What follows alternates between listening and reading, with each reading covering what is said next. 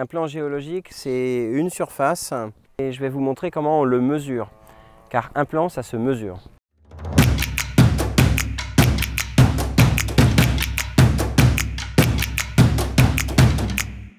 Alors c'est de la géométrie, mais ça va être simple, vous allez voir.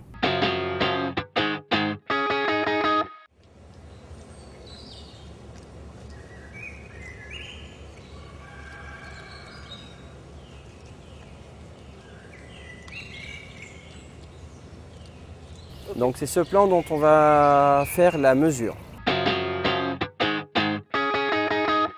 Dans le langage courant, les géologues utilisent le mot direction aussi bien pour désigner une droite appelée l'horizontale du plan qu'un angle entre l'horizontale et le nord géographique. Dans le sens strict du terme, la direction d'un plan désigne l'angle. Cette direction du plan, elle se mesure en degrés.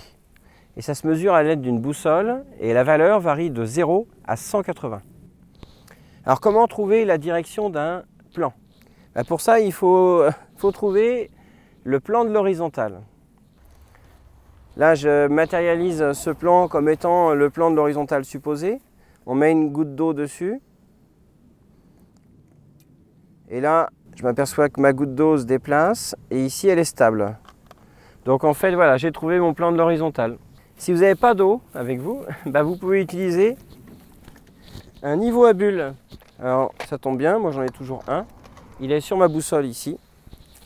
Je place mon plan ici et j'essaie de trouver le plan de l'horizontale. Voilà, je le laisse, ça y est. Et donc, qu'est-ce que c'est que la direction de mon plan?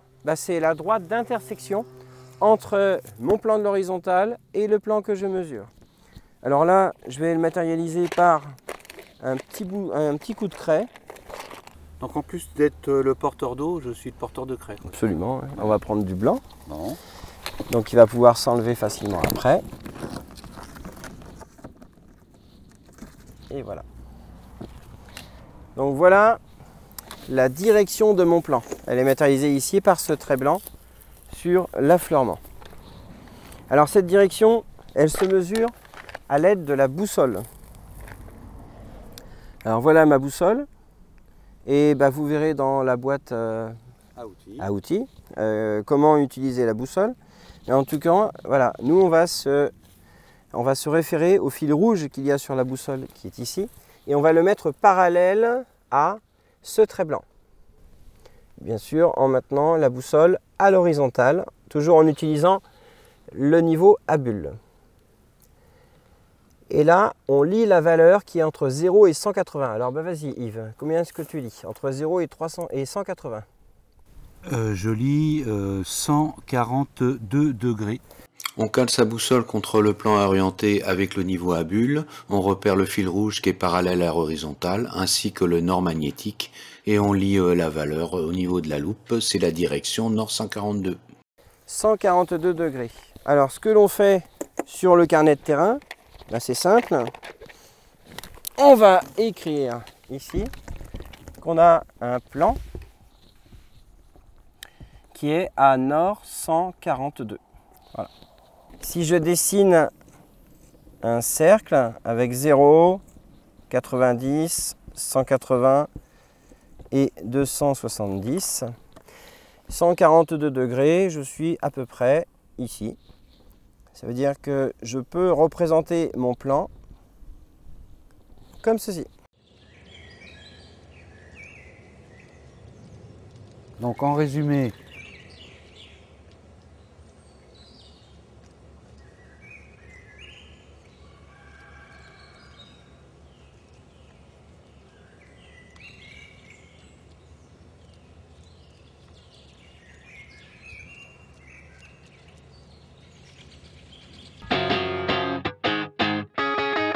Deuxième chose à indiquer quand on mesure un plan, c'est la ligne de plus grande pente. Alors pour la ligne de plus grande pente, c'est assez simple.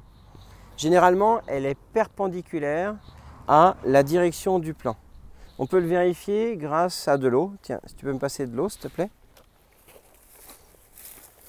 Donc là, je te laisse le faire. Il suffit de verser de l'eau sur cette partie-là et on va regarder où l'eau s'écoule. Voilà. Et donc voilà la ligne de plus grande pente. Et on s'aperçoit qu'elle est perpendiculaire au trait blanc.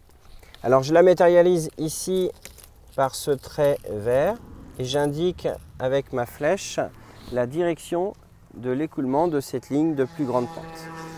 Là, je peux représenter le petit carré qui veut dire que les deux sont bien orthogonaux. Alors, cette ligne de plus grande pente qui est ici, elle est caractérisée par une direction. Et cette direction, vous voyez, ça va par là. Et en fait, ça va dans cette direction. Et pour la connaître, alors on appelle ça l'azimut. A-Z-I-M-U-T-H. Ça, tu le mettras. Et on la détermine à l'aide de la boussole. Alors, je vais t'essayer de le faire. Il suffit de maintenir la boussole à l'horizontale. Vas-y. Avec la petite bulle dans la grande. Et là, tu recherches dans quelle direction est le fil rouge en l'occurrence. Et tu peux lire simplement, ça va vers le nord-est.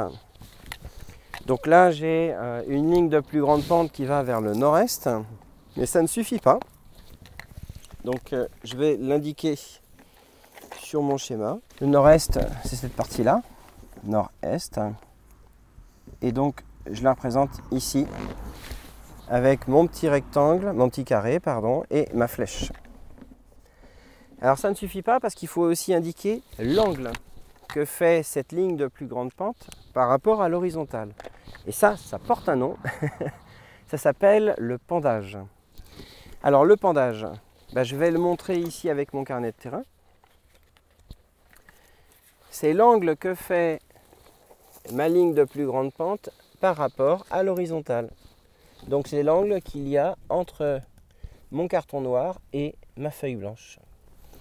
Alors cet angle se mesure en degrés et il se mesure entre 0 et 90. Et pour connaître cette valeur, on utilise cet appareil, le clinomètre. Alors moi j'ai de la chance, il est derrière ma boussole. Moi j'ai juste à plaquer le 0 en degrés sur l'endroit de mon plan et je lis la valeur. Alors toi tu ne le vois pas? Non, parce que tu n'es pas du bon côté. Bah oui, et moi je suis du bon côté. Alors et je lis 57 degrés. Et j'écris ici 57 degrés. donc en résumé,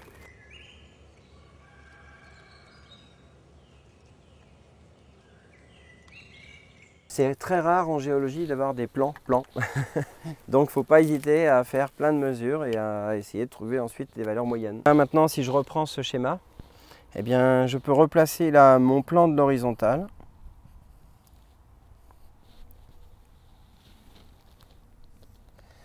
Voilà, le plan de l'horizontale. Et la direction de mon plan, la voilà. Cette droite ici. Et on a trouvé donc la valeur de N142. Concernant le pendage, c'est donc l'angle que faisait ce plan avec la ligne de plus grande pente. Cet angle-là, alpha. On a trouvé 57 degrés avec comme azimut le nord-est. Donc voilà représenté sur ce schéma la direction de mon plan ainsi que son pendage.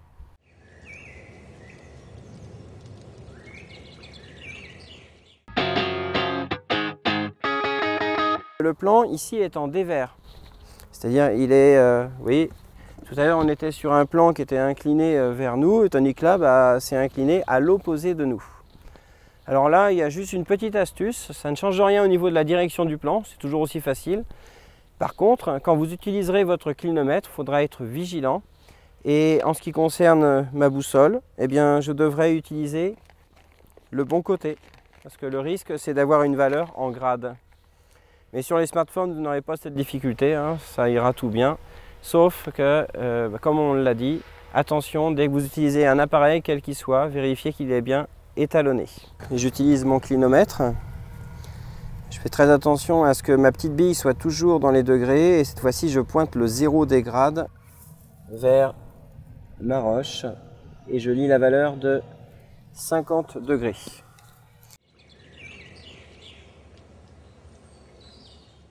50 degrés, ça ne suffit pas, il faut également l'azimut, c'est-à-dire la direction du sens d'écoulement de cette ligne de plus grande pente, c'est-à-dire c'est par ici. Et là, je place ma boussole à l'horizontale et j'ai un azimut vers le nord-est. Ce qui veut dire que ça fait donc 50 degrés nord-est. À présent, si je veux le représenter sur une carte, comme je vous l'ai dit tout à l'heure, hop, je peux le faire par étapes, 0, 90, 180, 270. Donc nord 144, on est à peu près ici. Et le pendage de 50 degrés vers le nord-est. Et pour aller plus vite, j'ai juste à dessiner ceci. Alors je le fais bien perpendiculaire. 50 degrés. 144. Voilà. T'as tout compris là? Ah bah moi j'ai le bon plan, ça y est, je l'ai. Bah voilà, il est là. Très bien. Bon, Salut. à la prochaine. Ah, n'oubliez pas, le géologue ne laisse pas de traces. Donc on va effacer tout ça ensuite. Hein. J'ai pris de la craie exprès pour pas que ça reste. Ce n'est que pédagogique. À bientôt. Salut.